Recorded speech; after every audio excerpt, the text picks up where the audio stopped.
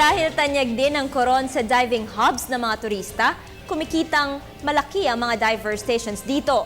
Pero dahil nga sa lupit ng bagyong Yolanda, maging sila ay hindi pinalampas ng kanyang poot.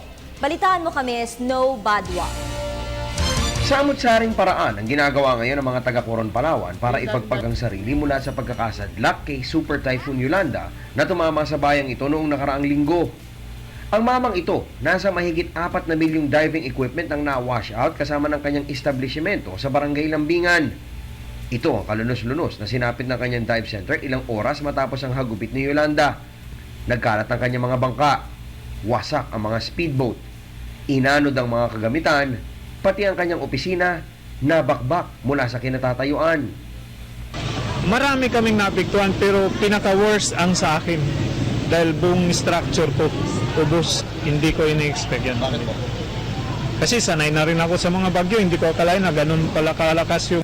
Ang masakit pa para sa kanya, mismo mga kapitbahay niya ang harapang kumuha ng mga gamit niyang nasira. Mga kapitbahay din, mga kakilala.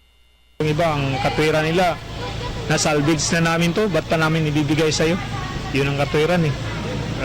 Wala na rin akong magawa eh. Pero sa tulong ng Divers Association kung saan siya miyembro, nangako siya na muling titindig at magsiservisyo sa mga turistang dadayo pa dito sa Coron. Babangon at babangon ako. Dahil nandyan naman ang Panginoon. Wala naman sandalan ko eh. Walang imposible sa Panginoon basta lalapit ka sa Kanya. Sa ngayon ay patungo siya sa Maynila upang makipagkita sa ilang Divers Association roon na nangakong magpapautang ng kagamitan sa kanya para makapagsimulang muli. Mula dito sa Coron, Palawan, Snow Badwa, Telebisyon ng Bayan.